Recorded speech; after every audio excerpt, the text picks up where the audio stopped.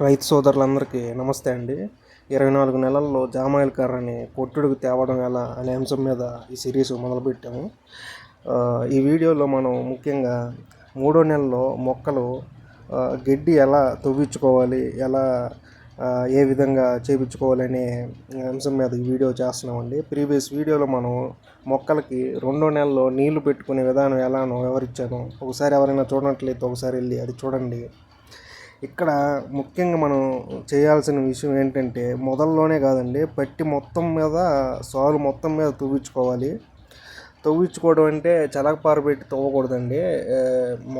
మొక్కల దశల్లో ఉన్నప్పుడు ముఖ్యంగా 2-3 నెలల్లో చలకపార పెట్టి తవ్వకూడదు. అది మొదలుకు పడి మొక్క తెగిపోయే అవకాశం ఉంటుంది. అందువలన మనం దోకుల బారుతో కానీ లేకపోతే లిక్కితో కానీ కొడవలతో మనం చిన్నగా తవ్వుకోవాలి గడ్డిని. అలా మొదల్లోనే కాకుండా పట్టి మొత్తం ఒక సాలు బోరుకి మనం తవ్వించుకోవాలి. ఇక్కడ ఈ ఇమేజ్లో మీరు చూస్తున్నట్లయితే ఈ వీడియోలో చూడండి ఒకసారి.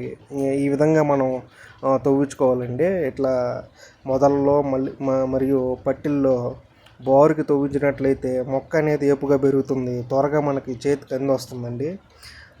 మొక్క కూడా నాణ్యంగా పెరుగుతుంది. ఈ విషయం రైతులందరూ గుర్తుంచుకోండి. ఈ వీడియో మీకు నచ్చినట్లయితే ఛానల్ని సబ్స్క్రైబ్ చేసి వీడియోని లైక్ చేయండి.